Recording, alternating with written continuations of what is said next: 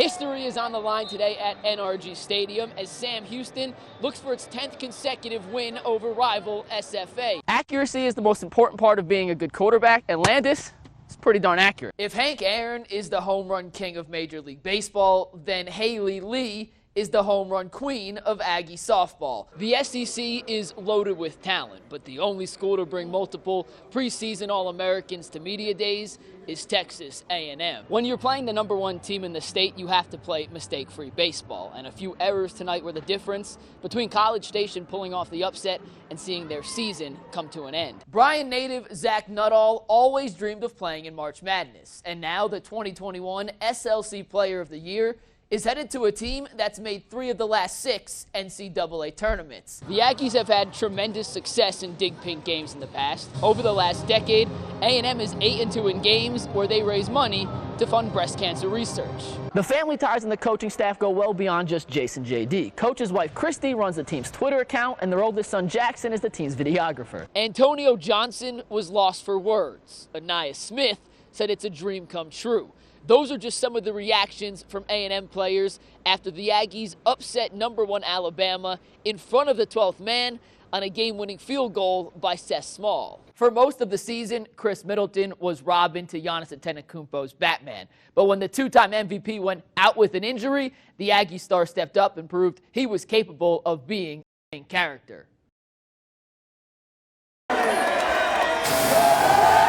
We are national champions. Oh my goodness, it's so weird saying it. During Sam Houston's historic run to the spring FCS National Championship, most media was stuck on the outside looking in at the team due to COVID-19 restrictions, except for 2 podcasters. 3, 2, 1. This is Walk On Radio, a football-focused podcast looking to shine a light on the FCS. We wanted to show people that the playoffs are fun, FCS football is fun, and it's something that you can really get into. The show gets its name because the 2 hosts, Dalton Meyer and Ryan Humphreys, started their Bearcat careers as walk-ons. They're both very articulate. They have great opinions, and I think it's always interesting from a student-athlete's point of view. Casey Keeler has been a Division I coach for nearly 30 years.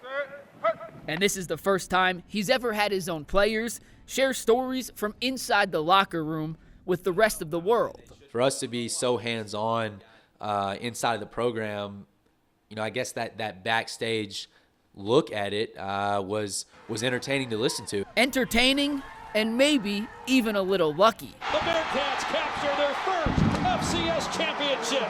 Since launching the show last summer, Sam Houston hasn't lost. I just look forward to listening to Hump and Dalton talk about what's going on in the football world that caught us off guard and that the rest of the world's talking about, but these are our guys. I want to hear their opinion. Humphrey says if he had a dime for every time a teammate asked to come on the pod, he'd be rich. And while they aren't rich yet, Walk On Radio has signed a deal with Believe, a professional podcast network based in LA. That attached to our name really has boosted a lot of social media following, viewership, and just overall exposure. That's the media equivalent of a walk-on earning a scholarship, which both Meyer and Humphreys did on the field as well. We're excited for another week of football. Being podcasters wasn't in their future plans as freshmen, but these 2 rarely stick to the script. Maybe when we're adults, going to different FBS college football games and tailgating and traveling and kind of doing the whole experience. So I'm excited, and I'm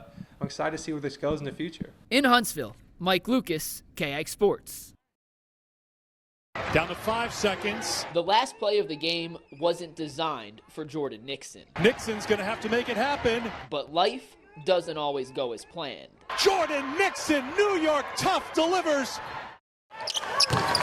Jordan Nixon was supposed to spend last summer in College Station, training for her first opportunity to play in front of the 12th man. But the COVID-19 pandemic changed everything. I just remember being outside, and my mom calls me, and she's like, Coach Dave passed away.